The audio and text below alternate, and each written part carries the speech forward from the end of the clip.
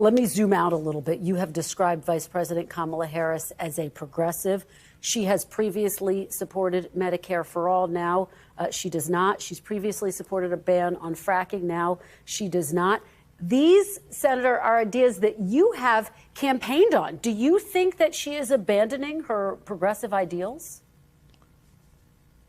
No, I don't think she's abandoning her ideals. I think she's trying to be pragmatic and doing what she thinks is right in order to win the election.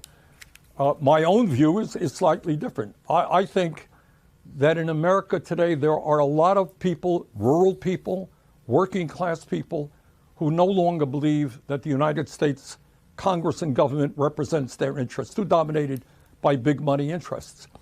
So I think that there is something wrong personally when we are the only major country on earth not to guarantee health care to all of our people, despite spending twice as much per capita. That is why I support Medicare for all. She does not. She has another approach toward moving toward universal health care.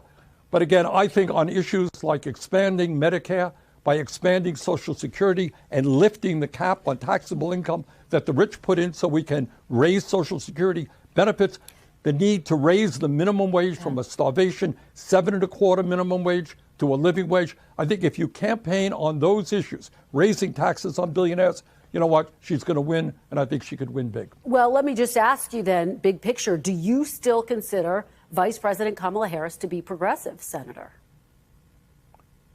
I do. Look, she is not where I am.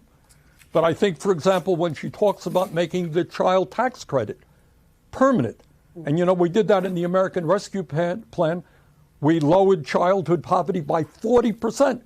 Kristen, we should not have, as the richest country on earth, one of the highest rates of childhood poverty in the world. When she talks about building 3 million units of affordable housing, that's a big deal because we have a major housing crisis in America.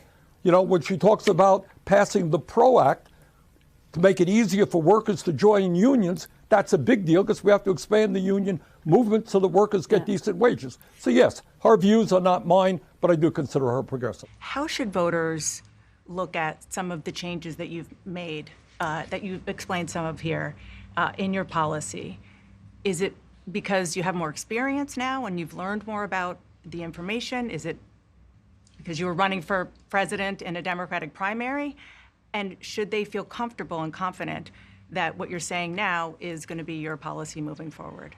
Dana, I think the most important and most significant aspect of my policy perspective and decisions is my values have not changed.